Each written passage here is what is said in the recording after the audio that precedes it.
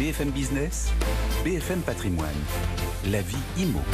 Et c'est le directeur général de l'UNPI qui est avec nous ce matin. Pierre Othus, bonjour. Bonjour. Merci de nous avoir rejoints. D'abord, votre sentiment, on est à quelques jours de respirer à nouveau. On a vu dans les chassés-croisés que ce week-end, tout le monde avait envie de respirer. Qu'est-ce que vous vous dites en tant qu'observateur de ce marché immobilier? C'est que Très très bonne nouvelle, notamment pour l'immobilier commercial, la réouverture des restaurants, un peu le début du tourisme qui va se remettre en place d'ici l'été progressivement. Effectivement, ce week-end, je crois qu'on a été nombreux à être dans les bouchons, quel que soit l'endroit du territoire. Donc un signal très positif d'une volonté de consommation et d'aller de l'avant. Alors, les propriétaires immobiliers, j'imagine aussi, tant que pour vendre, que pour louer, ils attendent là aussi que tout le monde retrouve un petit peu plus de liberté. Oui, notamment pour les visites. Il y a le marché de la résidence secondaire qui se relance un petit peu. On voit que les Français ont une appétence pour aller un peu plus à la campagne, ou en tout cas dans des territoires de villégiature. Et donc les propriétaires sont aussi emmenés dans ce flot et attendent un marché dynamique. Il y a aussi une partie des propriétaires qui louent par exemple aux étudiants qui sont en attente de logements à remplir et des logements vacants et qui vont se remplir, je l'espère, dès cet été pour la rentrée scolaire prochaine, si les mesures sanitaires permettent aux étudiants d'aller en cours. Voilà donc pour le premier constat, on va dire la prise de température pour une semaine qui sera marquée donc par une étape forte de ce redéconfinement entre guillemets. Après, il y a aussi quelques sujets plus lourds, plus de fond sur ce marché immobilier et notamment tout ce qui touche à la loi climat et la rénovation énergétique. Oui. Quelle est votre position là-dessus? Comment est-ce que vous regardez les choses? On a déjà d'abord été extrêmement inquiets des propositions faites par la Convention citoyenne pour le climat, parce que les deux propositions qui étaient ressorties concernant le logement notamment, c'était taxer et interdire à la location. Bon, on a eu une nouvelle loi climat alors qu'on en avait déjà eu une fin d'année 2019, donc ça fait beaucoup de lois à la suite, les gens ont un peu de mal à suivre et à se projeter, mais il faut retenir de tout cela qu'il y a une formidable opportunité, un formidable challenge.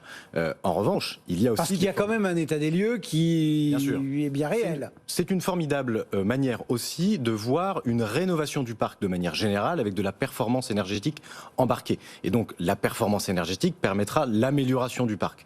En revanche, il faut faire très attention, notamment sur le parc locatif privé, à ne pas détruire de l'offre, c'est-à-dire à faire sortir des logements de manière mécanique, et ainsi que derrière, il y ait des gens, des ménages, des locataires qui ne trouvent pas de logement.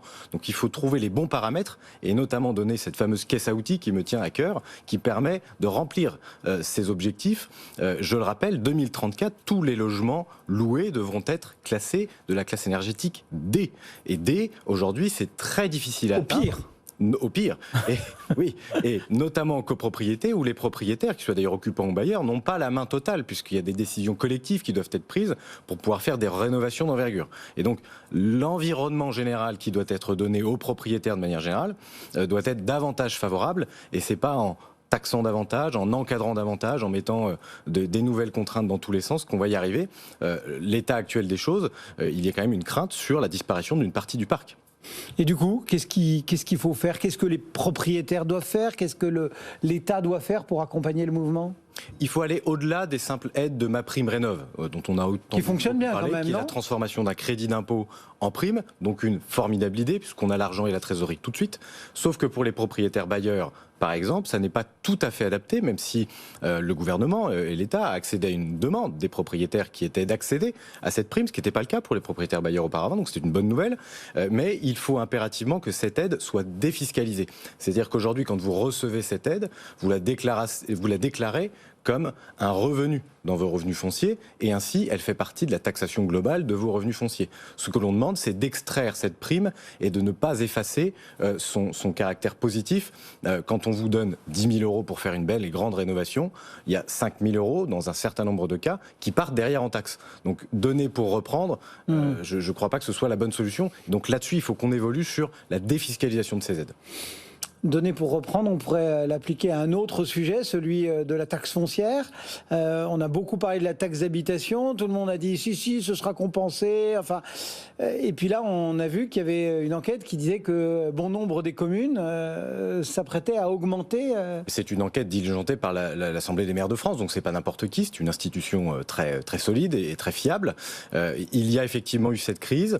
Il y a eu la taxe d'habitation qui a disparu progressivement et c'est encore en cours de disparition. Et puis les collectivités locales qui ont beaucoup augmenté les taxes foncières ces dernières années. Ce qu'on a dit dès le départ, c'est attention, ne recentrez pas l'impôt sur 60% des Français parce que ça va coincer.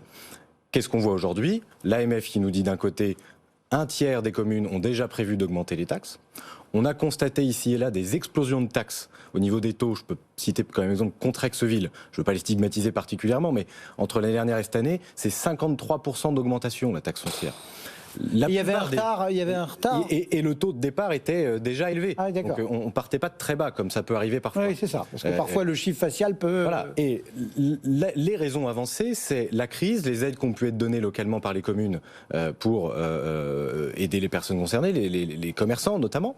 Et puis c'est le maintien des investissements, évidemment, et la compensation des taxes d'habitation qui disparaissent petit à petit. Et donc nous, on avait alerté tous les taux satellites qui vont autour de la taxe foncière, la taxe d'enlèvement des ordures ménagères, la taxe sur les résidences secondaires, etc., n'ont fait qu'augmenter et préparer la compensation. Qu'est-ce que veut l'État ? Qu'est-ce que veut le gouvernement et tous les gouvernements qui se suivent ?